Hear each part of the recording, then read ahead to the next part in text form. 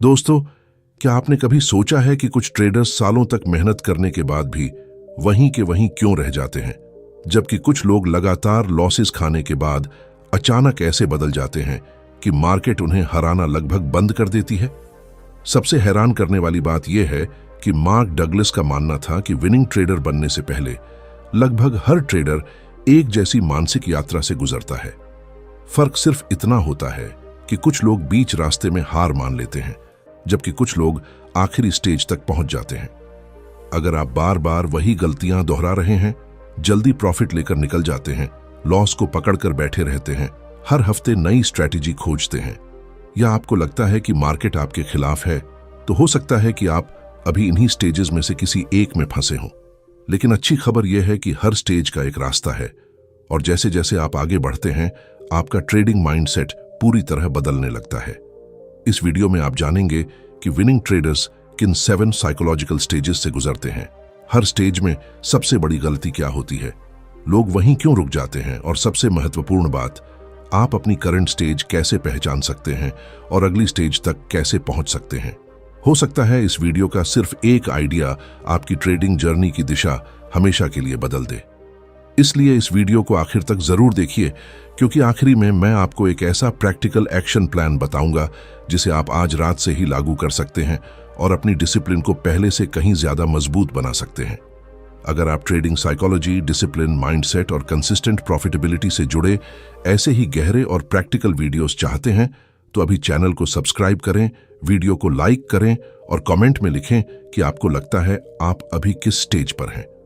अब चलिए शुरू करते हैं उस यात्रा को जो एक सामान्य ट्रेडर को धीरे धीरे एक कंसिस्टेंटली विनिंग ट्रेडर में बदल देती है। Stage 1, blissful ignorance. यही वह स्टेज है जहां लगभग हर ट्रेडर अपनी जर्नी शुरू करता है। शुरुआत में सब कुछ बेहद आसान और रोमांचक लगता है। मार्केट एक ऐसी जगह दिखाई देती है जहां हर दिन पैसा कमाया जा सकता है। सोशल मीडिया पर प्रॉफिट के स्क्रीनशॉट्स, लग्जरी लाइफस्टाइल और कुछ मिनटों में हजारों रुपए कमाने की कहानियां देखकर मन में एक ही विचार आता है, अगर ये कर सकते हैं तो मैं भी कर सकता हूं। यही सोच इस स्टेज की सबसे बड़ी पहचान है। यहां आत्मविश्वास अनुभव से नहीं बल्कि उम्मीदों से पैदा होता है। शुरुआत में अगर किसी ट्रेडर को कुछ विनिंग ट्रेड्स मिल जाए तो उसका विश्वास कई गुना बढ़ जाता है। उसे लगने लगता है कि उसने मार्केट का सीक्रेट समझ लिया है। वह सोचता है कि अब लॉस होना लगभग असंभव है। लेकिन सच यह है कि शुरुआती प्रॉफिट्स अक्सर स्किल की वजह से नहीं बल्कि लक और रैंडम मार्केट मूवमेंट की वजह से आते हैं। यही शुरुआती सक्सेस सबसे खतरनाक होती है, क्योंकि यह एक ऐसा भ्रम पैदा करती है जो आगे चलकर बहुत महंगा साबित होता है। इस स्टेज में ट्रेडर का पूरा ध्यान सिर्फ इस बात पर होता है कि कितना प्रॉफिट कमाया जा सकता है। वह रिस्क के बारे में नहीं सोचता। पोजीशन साइज जरूरत से ज्यादा बड़ा होता है। स्टॉप लॉस या तो लगाया ही नहीं जाता या फिर लॉस होने पर उसे हटा दिया जाता है। उसे लगता है कि मार्केट थोड़ी देर में वापस उसकी डायरेक्शन में आ जाएगी। हर ट्रेड उसे एक जैकपॉट जैसा दिखाई देता है। डिसिप्लिन, प्रोबेबिलिटी, रिस्क मैनेजमेंट और इमोशनल कंट्रोल जैसी बातें उसे बेकार लगती है। यहीं एक और बड़ी गलती होती है। ट्रेडर मार्केट को एक कैसीनो की तरह देखने लगता है। अगर एक ट्रेड में प्रॉफिट हुआ तो वह अगला ट्रेड और बड़े लॉट साइज से लेने लगता है। उसे लगता है कि उसका कॉन्फिडेंस ही उसकी सबसे बड़ी ताकत है। लेकिन कॉन्फिडेंस और ओवर कॉन्फिडेंस के बीच की दूरी बहुत छोटी होती है और अधिकांश लोग बिना महसूस किए उसी सीमा को पार कर जाते हैं। मार्क डगलस बार बार एक बात पर जोर देते थे कि मार्केट किसी की उम्मीदों के अनुसार नहीं चलती। मार्केट को इस बात से कोई फर्क नहीं पड़ता कि आपने कितना एनालिसिस किया है, कितनी मेहनत की है या आपको कितनी जरूरत है प्रॉफिट की। मार्केट सिर्फ प्रोबेबिलिटी पर चलती है। लेकिन इस पहली स्टेज में ट्रेडर प्रोबेबिलिटी को स्वीकार ही नहीं करता। उसे लगता है कि हर ट्रेड प्रिडिक्ट किया जा सकता है। यही कारण है कि जब पहला बड़ा लॉस आता है तो वह सिर्फ अकाउंट बैलेंस को नहीं तोड़ता बल्कि ट्रेडर के कॉन्फिडेंस को भी हिला देता है। उसे समझ नहीं आता कि अभी तक जो स्ट्रैटेजी काम कर रही थी वह अचानक फेल कैसे हो गई। वह मार्केट को दोष देता है, ब्रोकर को दोष देता है न्यूज को दोष देता है, लेकिन एक बात स्वीकार नहीं करता कि उसकी सोच अधूरी थी। इस स्टेज में सबसे खतरनाक आदत होती है जल्दी अमीर बनने की मानसिकता। ट्रेडर प्रोसेस से ज्यादा रिजल्ट पर फोकस करता है।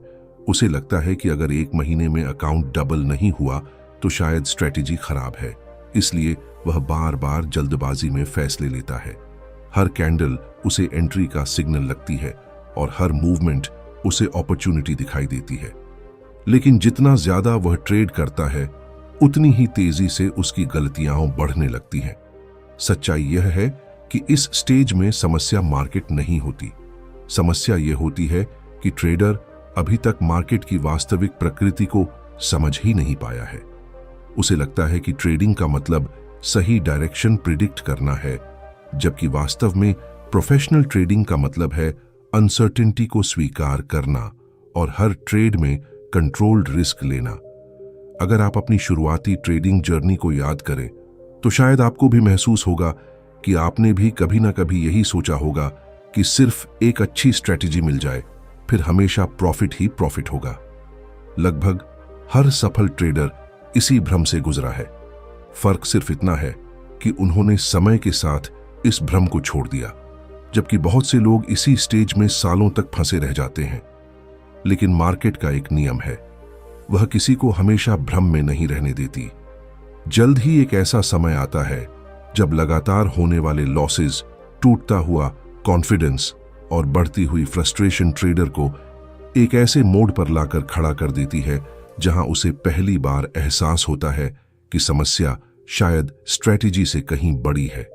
और यहीं से शुरू होती है स्टेज 2, द अवेकनिंग। कल्पना कीजिए, आप पूरे विश्वास के साथ मार्केट में एंट्री लेते हैं।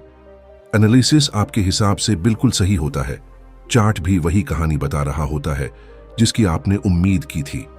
लेकिन कुछ ही मिनटों में प्राइस आपकी डायरेक्शन के बिल्कुल उलट चलने लगता है।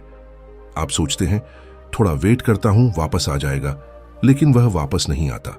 लॉस बढ़ता जाता है, एक ट्रेड, फिर दूसरा ट्रेड, फिर तीसरा।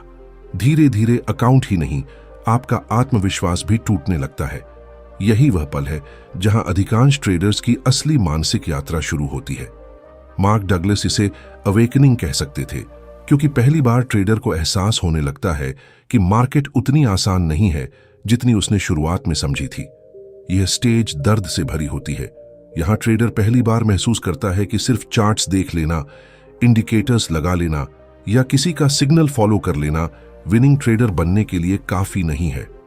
अब उसे समझ आने लगता है कि ट्रेडिंग में कुछ ऐसा है जिसे वह अभी तक समझ नहीं पाया। लेकिन यही समझ अक्सर उसे सही दिशा में नहीं बल्कि और ज्यादा कंफ्यूजन की तरफ ले जाती है। लॉसेस के बाद ट्रेडर का पहला रिएक्शन होता है कि शायद उसकी स्ट्रेटेजी खराब है। वह तुरंत यूट्यूब खोलता है, नई वीडियोस देखने लगता है, टेलीग्राम चैनल्स ज्वाइन करता है, नई बुक्स खरीदता है और हर जगह एक ही सवाल ढूंढता है, ऐसी स्ट्रेटेजी कौन सी है जिसमें लॉस ना हो। उसे लगता है कि कहीं ना कहीं कोई सीक्रेट सिस्टम जरूर होगा जो सिर्फ विनर्स जानते हैं।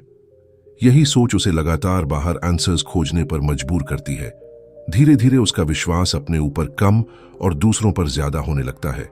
आज वह प्राइस एक्शन सीख रहा होता है, कल स्मार्ट मनी कॉन्सेप्ट्स, परसों आईसीटी, फिर एलियट वेव, फिर इंडिकेटर्स, फिर ऑप्शन बाइंग, फिर स्कैल्पिंग। हर नई चीज शुरुआत में परफेक्ट लगती है, कुछ छोटे प्रॉफिट्स मिलते हैं, उम्मीद फिर जागती है। लेकिन कुछ समय बाद वही पैटर्न दोबारा शुरू हो जाता है। प्रॉफिट के बाद लॉस, फिर फ्रस्ट्रेशन, फिर नई खोज। यही वह समय होता है जब इमोशनल ट्रेडिंग अपनी सबसे खतरनाक स्थिति में पहुंच जाती है। एक लॉस के बाद ट्रेडर तुरंत दूसरा ट्रेड लेकर पैसा वापस कमाना चाहता है। इसे रिवेंज ट्रेडिंग कहते हैं। उसे लगता है कि मार्केट ने उससे कुछ छीन लिया है और अब उसे तुरंत वापस लेना है। लेकिन जितनी जल्दी वह रिकवर करना चाहता है उतनी ही जल्दी वह और गहरे नुकसान में चला जाता है। इस स्टेज में ट्रेडर का पूरा फोकस रिजल्ट पर होता है। अगर प्रॉफिट हुआ तो वह खुद को जीनियस मानता है, अगर लॉस हुआ तो खुद को फेलियर समझने लगता है। उसका कॉन्फिडेंस हर ट्रेड के साथ ऊपर नीचे होता रहता है। उसका मूड मार्केट के कैंडल से कंट्रोल होने लगता है। ग्रीन कैंडल उसे खुशी देती है, रेड कैंडल उसका पूरा दिन खराब कर देती है। वह ट्रेडिंग नहीं कर रहा होता बल्कि अपनी इमोशंस के साथ लड़ रहा होता है। मार्क डगलस का सबसे महत्वपूर्ण विचार यही था कि मार्केट आपको इमोशनल मिरर दिखाती है। मार्केट आपके अंदर पहले से मौजूद फियर, ग्रीड, इंपेशेंस और ईगो को बाहर लेकर आती है। लेकिन इस स्टेज में ट्रेडर अभी भी यह नहीं समझता। उसे लगता है कि अगर सही इंडिकेटर मिल जाए तो सारी प्रॉब्लम्स खत्म हो जाएंगी, जबकि असली समस्या इंडिकेटर नहीं, उसका माइंडसेट होता है। धीरे धीरे एक और बदलाव शुरू होता है। ट्रेडर पहली बार नोटिस करता है कि कुछ लोग उसी स्ट्रैटेजी से लगातार प्रॉफिट कमा रहे हैं जिससे वह लॉस कर रहा है। अब उसके मन में एक नया सवाल पैदा होता है, अगर स्ट्रैटेजी वही है तो फर्क कहां है? यही सवाल बहुत महत्वपूर्ण है क्योंकि यही आगे की जर्नी का दरवाजा खोलता है। अब वह समझने लगता है कि शायद ट्रेडिंग सिर्फ टेक्निकल एनालिसिस का गेम नहीं है, शायद डिसिप्लिन भी कोई चीज होती है, शायद रिस्क मैनेजमेंट का भी महत्व है, शायद हर ट्रेड जीतना जरूरी नहीं होता। लेकिन यह समझ अभी बहुत कमजोर होती है। पुरानी आदतें बार बार उसे वापस खींच लेती हैं। वह जानता है कि ओवर ट्रेडिंग गलत है, फिर भी करता है। वह जानता है कि स्टॉप लॉस नहीं हटाना चाहिए, फिर भी हटा देता है। उसे पता होता है कि प्लान फॉलो करना चाहिए, लेकिन इमोशन आते ही प्लान टूट जाता है। Stage 3, the search, strategy hopping. क्या होगा अगर मैं आपसे कहूं कि अधिकांश ट्रेडर्स मार्केट में इसलिए नहीं हारते क्योंकि उनके पास खराब स्ट्रैटेजी होती है, बल्कि इसलिए हारते हैं क्योंकि वे किसी एक स्ट्रैटेजी पर टिकते ही नहीं। यही वह स्टेज है जहां सबसे ज्यादा समय बर्बाद होता है। ट्रेडर को पूरा विश्वास होता है कि उसकी असफलता की वजह उसकी वर्तमान स्ट्रैटेजी है, इसीलिए वह लगातार नई स्ट्रैटेजी की तलाश में निकल पड़ता है। उसे लगता है कि कहीं ना कहीं एक ऐसी होली ग्रेल स्ट्रैटेजी जरूर मौजूद है जिसमें लगभग हर ट्रेड प्रॉफिट देगा और लॉस नाम की कोई चीज नहीं होगी। यही भ्रम उसे वर्षों तक एक अंतहीन चक्र में फंसाए रखता है। अब उसकी दिनचर्या बदल चुकी होती है। सुबह मार्केट खुलने से पहले वह नई यूट्यूब वीडियोस देखता है, दोपहर में किसी मेंटर का वेबिनार अटेंड करता है, रात को नई पीडीएफ, नई बुक या नया कोर्स शुरू कर देता है। हर हफ्ते उसके चार्ट्स बदल जाते हैं। कभी इंडिकेटर्स से चार्ट भर जाता है, कभी वह सभी इंडिकेटर्स हटाकर प्राइस एक्शन सीखने लगता है। कुछ दिनों बाद स्मार्ट मनी कॉन्सेप्ट्स, फिर आईसीटी, फिर वॉल्यूम एनालिसिस, फिर ऑर्डर फ्लो, फिर ब्रेकआउट स्ट्रैटेजी, फिर मीन रिवर्शन। हर नई टेक्निक उसे कुछ दिनों के लिए उम्मीद देती है, लेकिन जल्द ही वही पुरानी कहानी दोहराई जाती है। शुरुआत में नई स्ट्रैटेजी शानदार लगती है, बैक टेस्ट देखकर कॉन्फिडेंस बढ़ जाता है, 2-4 अच्छे ट्रेड्स मिलते हैं और उसे लगता है कि आखिरकार उसे वही सीक्रेट मिल गया जिसका वह इतने समय से इंतजार कर रहा था। लेकिन फिर एक लॉस आता है, उसके बाद दूसरा, फिर तीसरा, और अचानक उसका विश्वास टूट जाता है। अब वह स्ट्रैटेजी को दोष देता है, खुद को नहीं। वह सोचता है अगर यह सच में अच्छी स्ट्रैटेजी होती तो लॉस कैसे होता, और यहीं से स्ट्रैटेजी हॉपिंग का नया चक्र शुरू हो जाता है। मार्क डगलस बार बार कहते थे कि कोई भी स्ट्रैटेजी 100% विन रेट नहीं दे सकती। मार्केट हमेशा अनसर्टेन रहेगी, हर सेटअप की एक प्रोबेबिलिटी होती है, गारंटी नहीं। लेकिन इस स्टेज में ट्रेडर प्रोबेबिलिटी को स्वीकार नहीं कर पाता। उसे हर लॉस ऐसा लगता है जैसे स्ट्रैटेजी फेल हो गई हो, जबकि प्रोफेशनल ट्रेडर जानते हैं कि एक अच्छी स्ट्रैटेजी भी लगातार 5 या 6 लॉस दे सकती है और फिर भी लॉन्ग टर्म में बेहद प्रॉफिटेबल हो सकती है। यही वह जगह है जहां इमोशन लॉजिक पर भारी पड़ने लगती है। ट्रेडर स्ट्रैटेजी बदलने से पहले खुद से यह नहीं पूछता कि क्या उसने इस स्ट्रैटेजी को पर्याप्त समय दिया, क्या उसने इसके रूल्स को पूरी ईमानदारी से फॉलो किया, क्या उसने कम से कम 100 ट्रेड्स का डेटा कलेक्ट किया। नहीं, वह सिर्फ रीसेंट लॉसेस देखकर फैसला कर लेता है। उसका डिसीजन डेटा पर नहीं, इमोशन पर आधारित होता है। धीरे धीरे उसकी सबसे बड़ी समस्या स्ट्रैटेजी नहीं, कंसिस्टेंसी बन जाती है, क्योंकि हर नई स्ट्रैटेजी के साथ लर्निंग फिर से जीरो से शुरू होती है। वह किसी एक अप्रोच में मास्टरी हासिल ही नहीं कर पाता। उसे हर चीज की थोड़ी थोड़ी जानकारी होती है, लेकिन किसी एक चीज की गहरी समझ नहीं होती। यह बिल्कुल वैसा है जैसे कोई व्यक्ति हर महीने नया म्यूजिकल इंस्ट्रूमेंट सीखना शुरू करे, लेकिन किसी एक को इतना समय ही न दे कि उसमें महारत हासिल कर सके। इस स्टेज में एक और खतरनाक आदत पैदा होती है। ट्रेडर दूसरों की सक्सेस देखकर अपनी जर्नी को जज करने लगता है। सोशल मीडिया पर किसी का प्रॉफिट स्क्रीनशॉट देखकर वह तुरंत सोचता है कि शायद वही स्ट्रैटेजी सही है। अगले ही दिन वह अपनी पुरानी स्ट्रैटेजी छोड़ देता है। उसे यह दिखाई नहीं देता कि सामने वाले ट्रेडर ने शायद उसी मेथड पर कई साल काम किया होगा। उसे सिर्फ रिजल्ट दिखाई देता है, प्रोसेस नहीं। यहीं पर ईगो भी एक बड़ा रोल निभाती है। ट्रेडर यह स्वीकार नहीं करना चाहता कि शायद समस्या उसके एग्जीक्यूशन में है। स्ट्रैटेजी बदलना आसान है, लेकिन अपनी आदतें बदलना मुश्किल। इसलिए दिमाग हमेशा आसान रास्ता चुनता है। वह सोचता है कि नई स्ट्रैटेजी सीखना अपनी साइकोलॉजी बदलने से आसान है, लेकिन समय के साथ एक अजीब चीज होने लगती है। ट्रेडर अलग अलग स्ट्रैटेजीज में कुछ कॉमन पैटर्न्स नोटिस करता है। उसे महसूस होता है कि चाहे स्ट्रैटेजी कोई भी हो, नुकसान तब होता है जब वह रूल्स तोड़ता है। प्रॉफिट तब मिलता है जब वह डिसिप्लिन फॉलो करता है। धीरे धीरे उसके मन में एक ऐसा सवाल जन्म लेता है जो उसकी पूरी ट्रेडिंग जर्नी बदल सकता है। क्या सच में समस्या स्ट्रैटेजी में है या मुझ में? Stage 4, awareness, the problem is you. एक दिन ऐसा आता है जब ट्रेडर स्क्रीन के सामने बैठा होता है। चार्ट वही होता है, स्ट्रैटेजी भी वही होती है, लेकिन अचानक उसके दिमाग में एक ऐसा विचार आता है जो उसकी पूरी ट्रेडिंग जर्नी बदल सकता है। वह सोचता है, अगर हर बार मैं स्ट्रैटेजी बदलता हूं और फिर भी वही गलतियां दोहराता हूं, तो शायद समस्या स्ट्रैटेजी नहीं, मैं हूं। यह स्वीकार करना आसान नहीं होता। वास्तव में यही वह पल है जिससे अधिकांश लोग बचना चाहते हैं, क्योंकि दूसरों को दोष देना आसान है, लेकिन खुद के सामने सच स्वीकार करना सबसे कठिन काम है। यही वह स्टेज है जहां पहली बार ट्रेडर अपने चार्ट से ज्यादा खुद को ऑब्जर्व करना शुरू करता है। अब उसका ध्यान सिर्फ एंट्री और एग्जिट पर नहीं रहता। वह यह देखने लगता है कि ट्रेड लेने से पहले उसके मन में क्या चल रहा था। उसने प्लान होने के बावजूद जल्दी एंट्री क्यों ली? प्रॉफिट टारगेट तय होने के बाद भी उसने पोजीशन जल्दी क्यों बंद कर दी? स्टॉप लॉस पहले से तय था, फिर भी उसने उसे हटाया क्यों? अब सवाल मार्केट से नहीं, खुद से पूछे जाने लगते हैं। मार्क डगलस का सबसे शक्तिशाली संदेश यही था कि मार्केट आपकी साइकोलॉजी का आईना है। मार्केट आपके अंदर कोई नया इमोशन पैदा नहीं करती, वह सिर्फ उन इमोशंस को सामने लाती है जो पहले से आपके अंदर मौजूद है। अगर आपके अंदर फियर है तो मार्केट उसे दिखा देगी। अगर ग्रीड है तो वह भी सामने आ जाएगी। अगर ईगो है तो मार्केट उसे भी चुनौती देगी। इसलिए दो लोग एक ही चार्ट देखकर बिल्कुल अलग फैसला लेते हैं। फर्क चार्ट में नहीं, उनके माइंडसेट में होता है।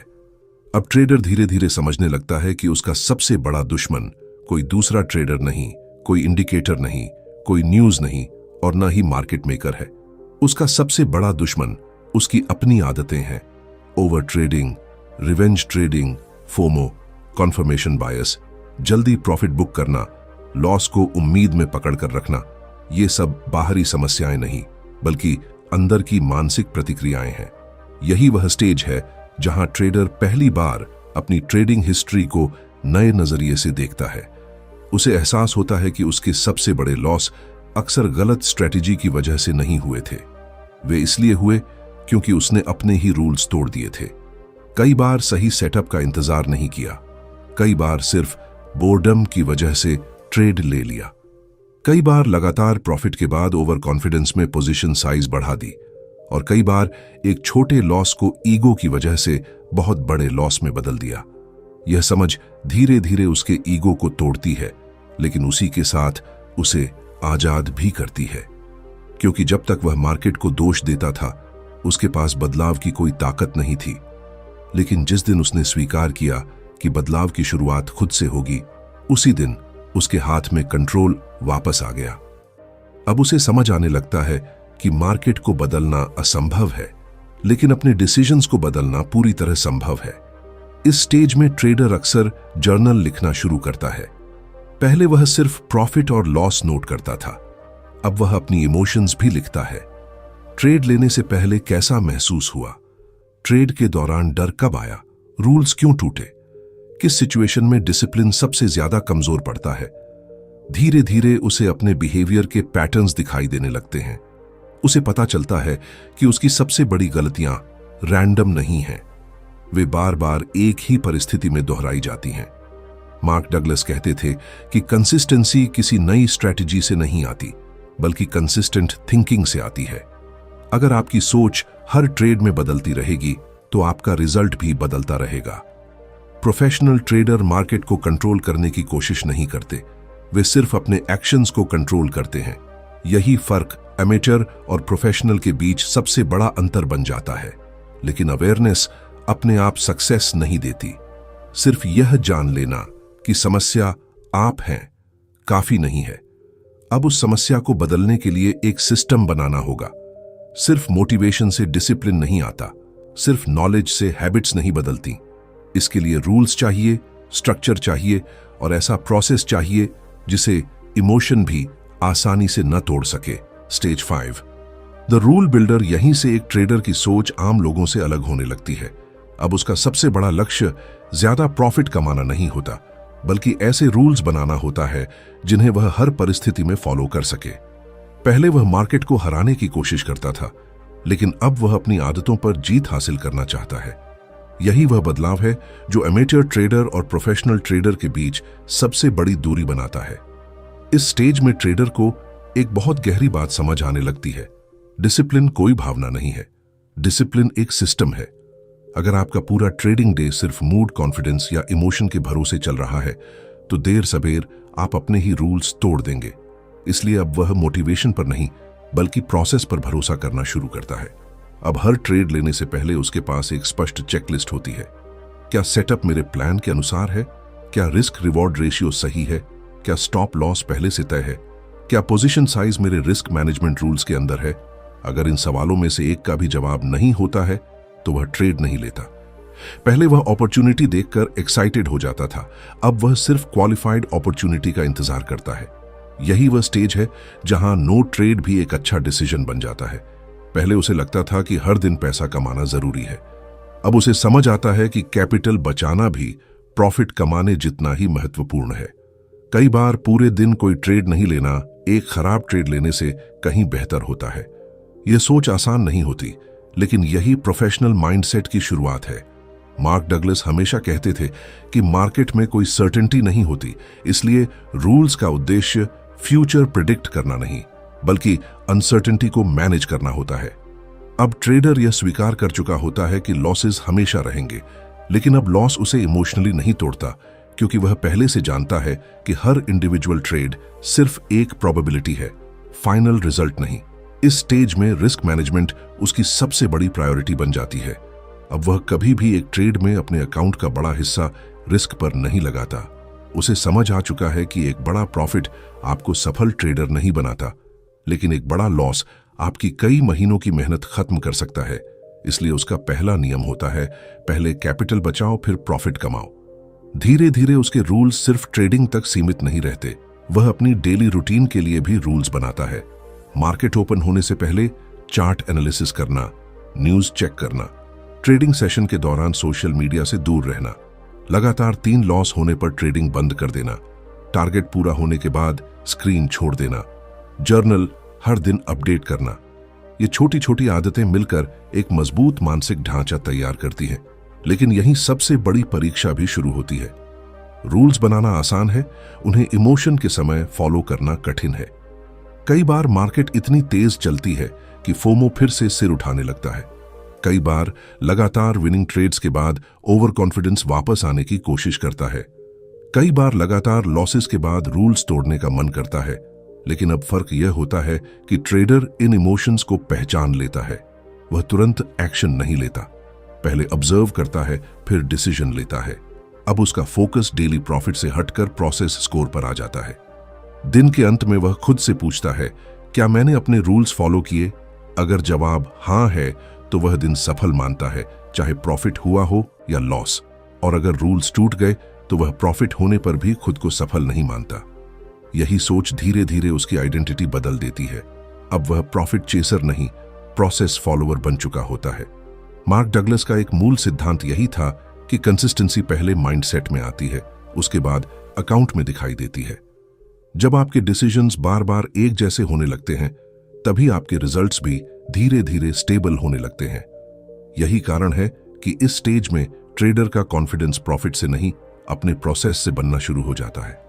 अब उसे हर ट्रेड जीतने की जरूरत महसूस नहीं होती। उसे सिर्फ इतना करना होता है कि वह अपने रूल्स के अनुसार अगला सही डिसीजन ले। Stage 6, consistent execution. अब तस्वीर पूरी तरह बदल चुकी है।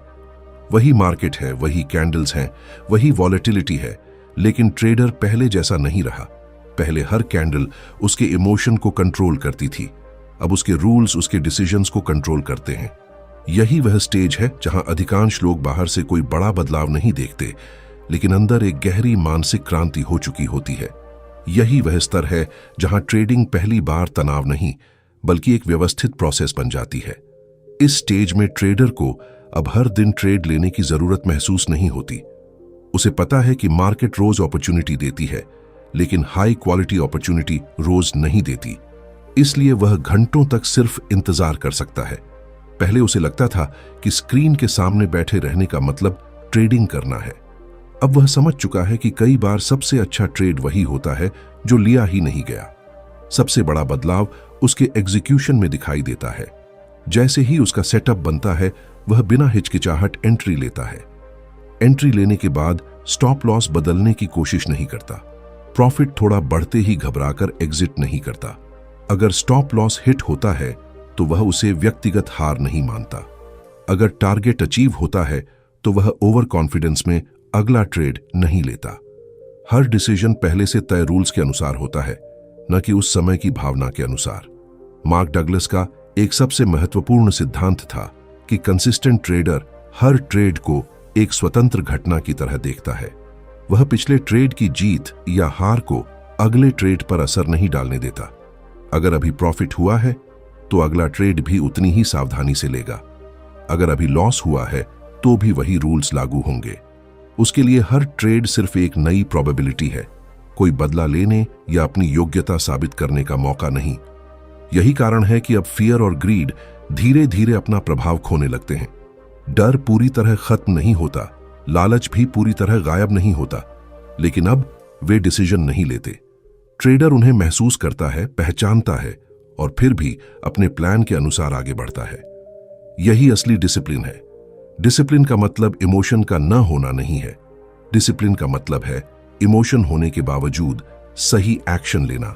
इस स्टेज में जर्नल की अहमियत और बढ़ जाती है, लेकिन अब जर्नल सिर्फ गलतियां पकड़ने के लिए नहीं होता। अब वह लगातार यह साबित करता है कि प्रोसेस काम कर रहा है। ट्रेडर अपने डेटा को देखता है, win rate, average reward, average risk, rule violations, emotional mistakes, सब कुछ रिकॉर्ड होता है। अब उसके डिसीजंस अनुमान पर नहीं बल्कि वास्तविक आंकड़ों पर आधारित होते हैं। उसे पता होता है कि लॉन्ग टर्म में उसका एज कहां है। धीरे धीरे एक और बदलाव आता है। अब प्रॉफिट उसे एक्साइट नहीं करता और लॉस उसे तोड़ता नहीं। दोनों ही फीडबैक बन जाते हैं। अगर प्रॉफिट रूल्स फॉलो करके आया है तो वह संतुष्ट होता है। अगर लॉस भी रूल्स फॉलो करके आया है तो वह उसे ट्रेडिंग बिजनेस का सामान्य खर्च मानता है। लेकिन अगर प्रॉफिट रूल तोड़कर आया है तो वह उसे सक्सेस नहीं मानता, क्योंकि उसे पता है कि ऐसी आदतें भविष्य में बड़ा नुकसान करा सकती हैं। यही वह स्टेज है जहां अधिकांश लोग पहली बार कंसिस्टेंट इनकम देखना शुरू करते हैं। लेकिन दिलचस्प बात यह है कि अब उनका पूरा फोकस इनकम पर नहीं होता, उनका फोकस एग्जीक्यूशन पर होता है। उन्हें पता है कि अगर एग्जीक्यूशन लगातार सही रहा तो रिजल्ट्स अपने आप आएंगे। यह सोच उन्हें इमोशनल रोलर कोस्टर से बाहर निकाल देती है।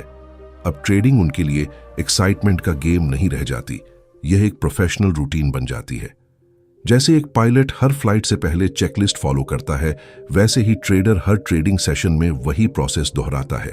उसे हर दिन कुछ नया करने की जरूरत नहीं होती, उसे सिर्फ वही सही काम बार बार करना होता है। यही दोहराव धीरे धीरे मास्टरी में बदल जाता है। लेकिन मार्क डगलस के अनुसार अभी भी एक अंतिम परिवर्तन बाकी है। अभी ट्रेडर कॉन्शियस एफर्ट से सही डिसीजंस ले रहा है। उसे रूल्स याद रखने पड़ते हैं, उसे खुद को बार बार रोकना पड़ता है। लेकिन एक समय ऐसा आता है जब सही डिसीजन लेने के लिए उसे सोचना भी नहीं पड़ता। डिसिप्लिन उसकी आदत बन जाती है, सही एग्जीक्यूशन उसकी पहचान बन जाती है। और जब यह स्तर आ जाता है तब ट्रेडिंग सिर्फ एक स्किल नहीं रहती, बल्कि उसके व्यक्तित्व का हिस्सा बन जाती है। Stage 7, unconscious competence. कल्पना कीजिए कि एक समय था जब हर ट्रेड लेने से पहले आपका दिल तेज धड़कता था। एंट्री लेते ही आप हर सेकंड चार्ट देखते थे। प्रॉफिट होते ही डर लगने लगता था कि कहीं वापस ना चला जाए, और लॉस होते ही उम्मीद करने लगते थे कि शायद मार्केट लौट आए। लेकिन अब सब कुछ बदल चुका है। वही मार्केट है, वही रिस्क है, वही अनिश्चितता है, फिर भी आपके अंदर अजीब सी शांति है। यही वह स्टेज है जिसे मार्क डगलस की सोच के अनुसार अनकॉन्शियस कॉम्पिटेंस कहा जा सकता है। यह वह स्तर है जहां सही ट्रेडिंग बिहेवियर आपकी आदत बन चुका होता है। इस स्टेज तक पहुंचने वाला ट्रेडर मार्केट को हराने की कोशिश नहीं करता। वह मार्केट के साथ लड़ता नहीं, उसे स्वीकार करता है। उसे पता है कि कोई भी ट्रेड निश्चित नहीं है, हर एंट्री सिर्फ एक प्रोबेबिलिटी है। इसलिए अब वह भविष्य को प्रिडिक्ट करने की कोशिश नहीं करता। उसका पूरा ध्यान सिर्फ इस बात पर रहता है कि अगर उसका एज मौजूद है तो उसे बिना डर और बिना लालच के एग्जीक्यूट करना है। सबसे बड़ा बदलाव उसकी मानसिक स्थिति में दिखाई देता है। अब उसे ट्रेड लेने के लिए खुद को मोटिवेट नहीं करना पड़ता। रूल्स फॉलो करने के लिए विल पावर की जरूरत नहीं पड़ती। जैसे एक अनुभवी ड्राइवर बिना सोचे सही समय पर ब्रेक और एक्सेलरेटर का इस्तेमाल करता है, वैसे ही यह ट्रेडर बिना मानसिक संघर्ष के सही डिसीजन लेता है। यह मैजिक नहीं है, यह हजारों सही डिसीजंस का परिणाम है जो समय के साथ उसकी पहचान बन चुके हैं। अब प्रॉफिट उसे अहंकारी नहीं बनाता और लॉस उसे इमोशनल नहीं करता। अगर 5 ट्रेड्स लगातार लॉस में भी चले जाएं तो उसका कॉन्फिडेंस नहीं टूटता, क्योंकि उसका कॉन्फिडेंस आउटकम पर नहीं, अपने प्रोसेस पर आधारित होता है। उसे पता है कि उसका काम सिर्फ अपना एज एग्जीक्यूट करना है। फाइनल रिजल्ट हमेशा प्रोबेबिलिटी तय करेगी। यही सोच उसे मानसिक रूप से लगभग अटूट बना देती है। मार्क डगलस का सबसे महत्वपूर्ण सिद्धांत था कि कंसिस्टेंट विनर बनने के लिए आपको अनसर्टेनिटी के साथ सहज होना पड़ेगा। इस स्टेज में ट्रेडर ने यही कला सीख ली होती है। अब उसे यह जानने की जरूरत नहीं होती कि अगला ट्रेड जीतेगा या हारेगा। उसे सिर्फ इतना पता होता है कि अगर वह अगले 100 ट्रेड्स तक अपने रूल्स फॉलो करेगा तो प्रोबेबिलिटी उसके पक्ष में काम करेगी। यही लॉन्ग टर्म थिंकिंग उसे भीड़ से अलग बनाती है। अब उसकी ट्रेडिंग रूटीन बेहद साधारण दिखाई देती है। कोई ड्रामा नहीं, कोई जल्दबाजी नहीं, कोई रिवेंज ट्रेडिंग नहीं, कोई फोमो नहीं। वह मार्केट खुलने से पहले तैयारी करता है, अपने लेवल्स तय करता है, सेटअप का इंतजार करता है, ट्रेड लेता है, रिस्क मैनेज करता है और फिर आउटकम को स्वीकार कर लेता है। बाहर से देखने वाले को यह उबाऊ लग सकता है, लेकिन यही उबाऊ कंसिस्टेंसी असाधारण रिजल्ट्स पैदा करती है। इस स्टेज में ट्रेडर को एक और गहरी बात समझ आ जाती है। मार्केट से सबसे बड़ा रिवॉर्ड सिर्फ पैसा नहीं है। सबसे बड़ा रिवॉर्ड वह व्यक्ति बन जाना है जो डिसिप्लिन, पेशेंस और इमोशनल कंट्रोल के साथ डिसीजन ले सकता है, क्योंकि यही गुण सिर्फ ट्रेडिंग में नहीं बल्कि जीवन के हर क्षेत्र में सफलता दिलाते हैं। ट्रेडिंग ने उसका अकाउंट ही नहीं बदला, उसका कैरेक्टर भी बदल दिया। लेकिन एक और महत्वपूर्ण बात है, इस स्टेज तक पहुंचने वाला ट्रेडर कभी यह नहीं सोचता कि अब उसे सब कुछ आ गया है। वह हमेशा सीखने के लिए तैयार रहता है। वह जर्नल लिखना बंद नहीं करता, अपने डेटा को एनालाइज करना बंद नहीं करता, अपनी गलतियों की समीक्षा करना बंद नहीं करता, क्योंकि उसे पता है कि जिस दिन ईगो वापस आया उसी दिन गिरावट शुरू हो सकती है। इसलिए उसकी सबसे बड़ी ताकत नॉलेज नहीं, ह्यूमिलिटी होती है। अगर आप आज भी शुरुआती स्टेजेस में हैं तो निराश होने की कोई जरूरत नहीं है। लगभग हर सफल ट्रेडर ने यही रास्ता तय किया है। फर्क सिर्फ इतना है कि उन्होंने बीच रास्ते में हार नहीं मानी। उन्होंने बार बार गिरकर भी अपने माइंडसेट को बदला, अपने रूल्स बनाए, उन्हें एग्जीक्यूट किया और धीरे धीरे उस स्तर तक पहुंचे जहां विनिंग उनकी आदत बन गई। यही जर्नी एक सामान्य ट्रेडर को कंसिस्टेंटली प्रॉफिटेबल ट्रेडर में बदलती है। अब सवाल यह नहीं है कि आप कितनी जल्दी प्रॉफिट कमाएंगे। असली सवाल यह है कि आप आज किस स्टेज पर खड़े हैं और क्या आप अगली स्टेज तक पहुंचने के लिए तैयार हैं। क्योंकि मार्केट में असली जीत किसी एक बड़े ट्रेड से नहीं मिलती, वह हर दिन लिए गए छोटे, अनुशासित और सही डिसीजन से बनती है। Final action plan, one thing to change tonight. अगर आपने इस पूरी यात्रा को ध्यान से सुना है तो अब आपको एक बात साफ समझ आ गई होगी। विनिंग ट्रेडर बनने का राज किसी सीक्रेट इंडिकेटर, किसी एक्सपेंसिव कोर्स या किसी परफेक्ट स्ट्रेटेजी में नहीं छिपा है। असली बदलाव उस दिन शुरू होता है जिस दिन आप अपने डिसीजंस की जिम्मेदारी लेना शुरू कर देते हैं। लेकिन अब सवाल यह है कि आज रात ऐसा कौन सा एक काम किया जाए जो आपकी ट्रेडिंग जर्नी की दिशा बदल सकता है। जवाब बहुत सरल है। अपने ट्रेडिंग रूल्स लिखिए और कल मार्केट खुलने से पहले यह वादा कीजिए कि आपका लक्ष्य प्रॉफिट नहीं बल्कि उन रूल्स को फॉलो करना होगा।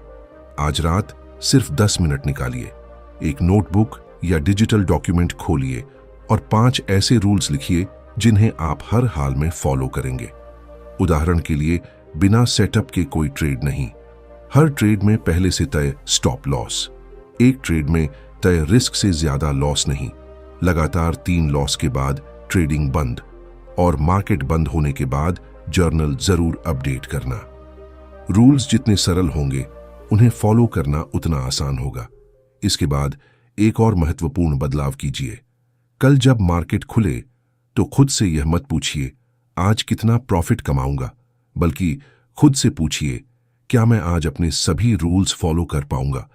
यह एक छोटा सा सवाल आपकी पूरी मानसिकता बदल सकता है, क्योंकि जिस दिन आपका फोकस प्रॉफिट से हटकर प्रोसेस पर आ जाता है उसी दिन आपका स्ट्रेस कम होने लगता है। आप मार्केट को फोर्स करना बंद कर देते हैं और सही अपॉर्चुनिटी का इंतजार करना सीख जाते हैं। याद रखिए, मार्केट आपको हर दिन टेस्ट करेगी, कभी फियर के रूप में, कभी ग्रीड के रूप में, कभी फोमो के रूप में और कभी ओवर कॉन्फिडेंस के रूप में। लेकिन अब आपके पास एक नया हथियार है, अवेयरनेस। अब आप जानते हैं कि इमोशन आना सामान्य है। गलती इमोशन महसूस करने में नहीं बल्कि इमोशन के आधार पर डिसीजन लेने में होती है। इसलिए जब भी अगली बार कोई तेज कैंडल देखकर तुरंत एंट्री लेने का मन करे, सिर्फ कुछ सेकंड रुकिए और खुद से पूछिए क्या यह मेरा प्लान है या मेरी भावना। एक और आदत आज से शुरू कीजिए। हर ट्रेडिंग डे के अंत में सिर्फ 2 सवाल लिखिए। पहला, आज मैंने कौन सा रूल सबसे अच्छी तरह फॉलो किया, और दूसरा, आज मैंने कौन सा रूल तोड़ा और क्यों। अगर आप सिर्फ इन 2 सवालों का ईमानदारी से जवाब देना शुरू कर दें तो कुछ ही हफ्तों में आपका माइंडसेट बदलने लगेगा, क्योंकि सुधार हमेशा अवेयरनेस से शुरू होता है। मार्क डगलस की सबसे शक्तिशाली सीख यही थी कि कंसिस्टेंट विनिंग पहले दिमाग में बनती है, उसके बाद ट्रेडिंग अकाउंट में दिखाई देती है। अगर आपकी सोच कंसिस्टेंट नहीं है तो आपका रिजल्ट भी कभी कंसिस्टेंट नहीं होगा। लेकिन अगर आपकी सोच, आपका प्रोसेस और आपका एग्जीक्यूशन लगातार एक जैसा रहने लगे तो मार्केट धीरे धीरे आपको उसी का रिवॉर्ड देना शुरू कर देती है। इसलिए खुद से यह वादा मत कीजिए कि अब कभी लॉस नहीं होगा। यह वादा कीजिए कि अब कभी बिना प्लान के ट्रेड नहीं होगा। खुद से यह मत कहिए कि अब हर ट्रेड जीतना है।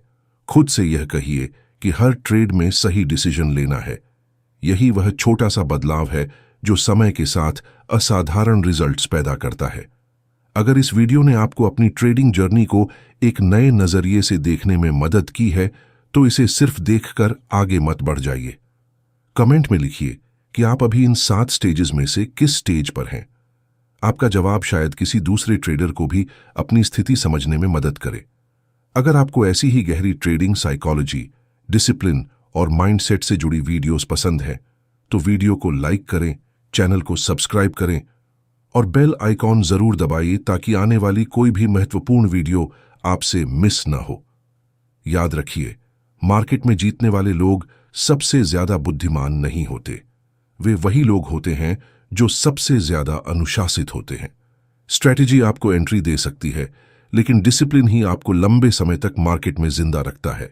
और जब डिसिप्लिन आपकी आदत बन जाता है तब कंसिस्टेंसी आपका भविष्य बन जाती है। आपकी अगली विनिंग ट्रेड शायद कल हो, शायद अगले हफ्ते, लेकिन आपका विनिंग माइंडसेट, उसकी शुरुआत आज रात से हो सकती है।